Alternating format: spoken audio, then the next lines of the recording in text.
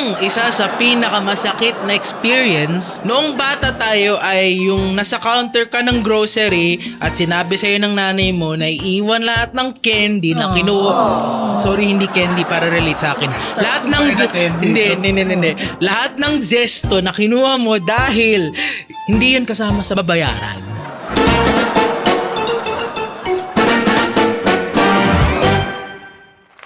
Is this experience the reason why you're splurging on yourself with crazy knickknacks and kids? Food. Candy and food. Feeling my inner child. In airports. Most of us can relate to this. Myself included. So, on today's episode, we'll be reading 3 viewers' questions and stories about them or people close to them healing their inner child. Kaya before I pull this away, ako pala si RG. And I'm Stephen. Ito! Let's deal with everything. Sorry pala! Let's deal with everything. Snap. Nagmamadali eh. Oo nga eh. Anong isang pagkain ang hindi mo nabibili noon? Na binibili mo ngayon palagi? Jollibee hotdog. Jolly hotdog. Jolly breakfast hotdog. Same. Jolly hotdog. Up until na nagmahal ang Jollibee. So, papasok po ang ating mahiwagang claw machine. For the first question, sa unang bola, hindi bumubukas. Bueno, Nasira. napunit ko yung papel. Parang akong nagbabasa ng Dead Sea Scroll eh. Okay, digital copy. It's crazy to think that men in the working age, me, clearly crazy, during the 80s or 90s would really be like men who live and work for their families. Okay, boomer. Today, you can see men who are married, working, and also have kids visit huge toy stores more often than the children. They stay there longer than a kid on an iPhone can tolerate. Is our generation not done yet with healing our inner child? Oh my gosh.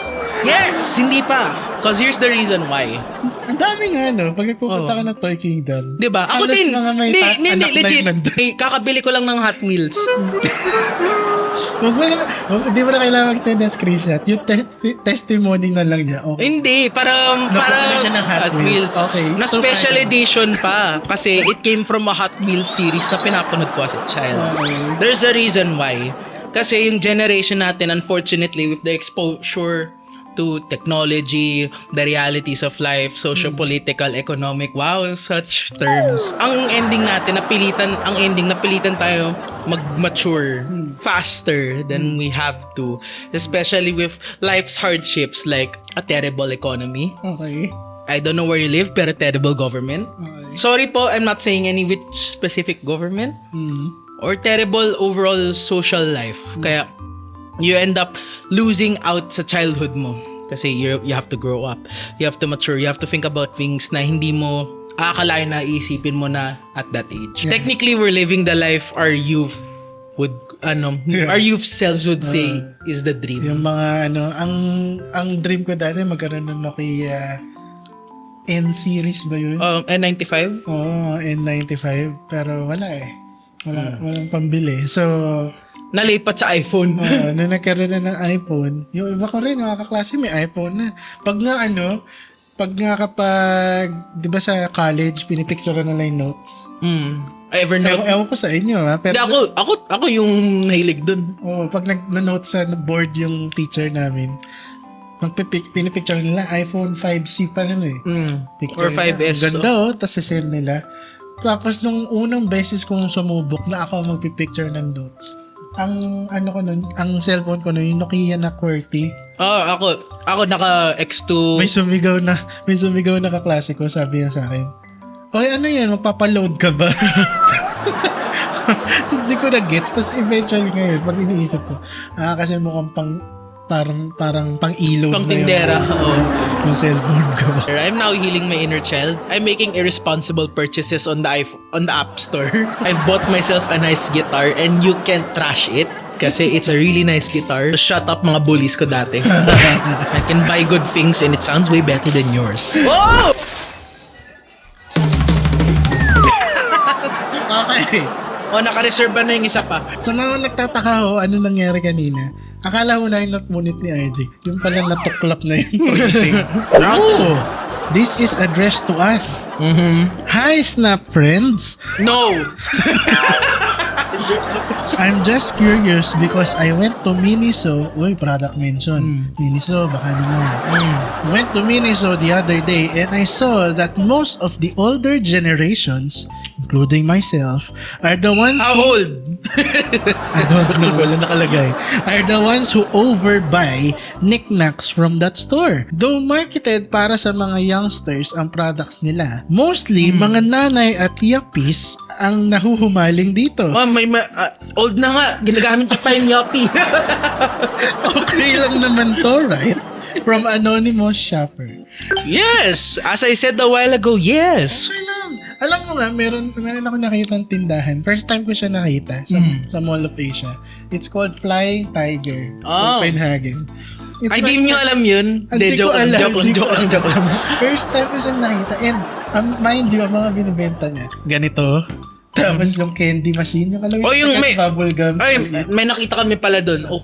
Flying Tiger naman sa galeria. Ukulele na plastic pero functional. Nilaro namin ng kapatid ko who plays really good ukulele. Si Delo High. Gumagana! As in parang totoong instrument. Yun nga lang fully plastic siya. Ang ganda nga nun eh. Ganun talaga ngayon. Marami talaga nakakahilig. Si ano na nga lang eh. Ano yung character sa bag? Sino? Labubu? Si Labubu. Oo. Diba? Technically laruan yun eh. Ako, may nagkaganon akong obsession dati. Pero really short. I still like this character, don't get me wrong. Pero for a time in my life, around late December to around early March, puro Kurumi perch yung merch binibili ko. To the point na tatlo na yung sweater ko na Kurumi. Tapos may Kurumi plushie ako na keychain. Tapos Kurumi na keychain na dun ko sinasabit yung susi ko. May Kurumi stickers ako. As I said, hindi siya pandemic. It's fine. It's not an epidemic. It's fine. Pero it is really fascinating seeing older people buy toys and novelty items and knickknacks for their use. Kasi usually, ang pagmatanda, mga year 90s siguro, or 80s, 90s, sasabihin ng matanda, bibili kayo laruan, tanda-tanda mo na. Pero Ngayon wala eh. Sige, bili tayo Labubu. Labubu, Hot Wheels. Sa sobrang curious ko, bumili ako ng 5-pack ng Lobo. Parang, what does this do? Parang hindi ka siya nakikita outside the birthday parties. Tapos yung mga bata ngayon, wala pa kayo doon sa mga ganyan. Or Gusto at least lang nila iPad. yung ginajudge tayo ng mga bata na yun, baliktad. Hindi na yung adults na nagja-judge, yung mga bata na yung nagja-judge. Di ba? Kompleto. Hello, Snap! Okay. Wait lang, may... Hello. Tuloy po. Hello. Welcome. Irashaimase! Okay. Irashaimase! Ba't di ka umulit? Ay, ganun ba? Dapat ulit. Irashaimase! Yarashamase! Hello, Snap! May office mate ako na paborito niyang kumain sa Jollibee or McDo. Ano daw? Paborito niya kumain sa Jollibee at McDo. Ano naman? Parang pareho tayo, pero more Jollibee. At least thrice a week. Okay, that sounds unreasonable, but okay. Twice a week? Kasi, sorry mahal na kasi yung menu items nila eh. Medyo weird sa akin nung una kasi sa panahon ngayon, alam nating may dulot na din na di maganda ang masyadong pagkain ng fast food. One time na nag-outing kami, need niya mag-stop over for lunch. McDo lang ang meron sa vicinity. Kaya doon kami kumain, nabasog pa ako doon. Joke lang. Dumigay, hindi nasuka eh. Surprisingly, may play place yung McDo. Play place. Wow, such old. I miss that. Yung McDo. And when he saw that, he was so glad to the point na he can't contain his emotions. First time ko siyang nakitang ganun. At medyo nag-wonder ako kung anong nangyari sa inner child niya dati. Actually, hindi yun yung importanteng tanong. Yung tanong, lumusot ba siya sa loob ng slide? Hindi, baka naman kaya siya tuwan-tuwan. Nakita niya yung play place. Baka yung play place sa kanila noon, wala nang bola. Yung ball pit. Doon meron. Parang, Pit lang siya, walang ball.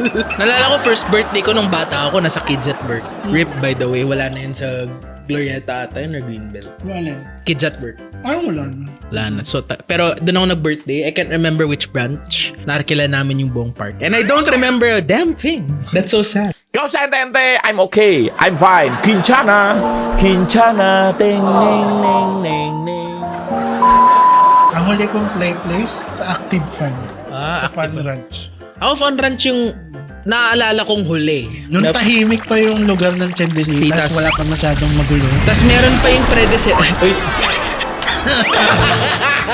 May mas nauna pa doon. May place pa na literal wala sa building. Let's just say it's in a very particular open lot dati. Saan? Sa Chendesitas. In a very particular open plot. Okay. Next to Basta somewhere there. Down somewhere the there. road. Somewhere A bit down the road near the intersection. That open. Ah, I wonder what happened to that open lot. Actually, sa mall nga dati, di ba? Every Saturday, Sunday. O basta weekend, lalo na kung may sale yung mall or whatever.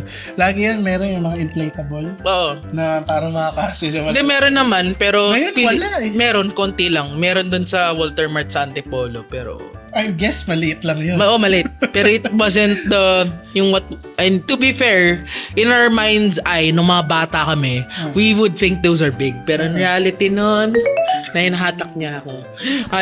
Di may tabin small talaga. Kahit ako namimiss ko yan, huwag mo i-judge yung office mate mo. Oo. Yung i-judge ko lang siya pag di siya lumusot sa slide. Nagpilit, diba? pag hindi ka siya mag-ipilit. Nagpilit. Masikip kasi. Dahil naubos na ang candy namin and yung mga questions, it is time to end our show. So that's it. Ako pala si RG. And I'm Stephen, and let's deal with everything in a snap!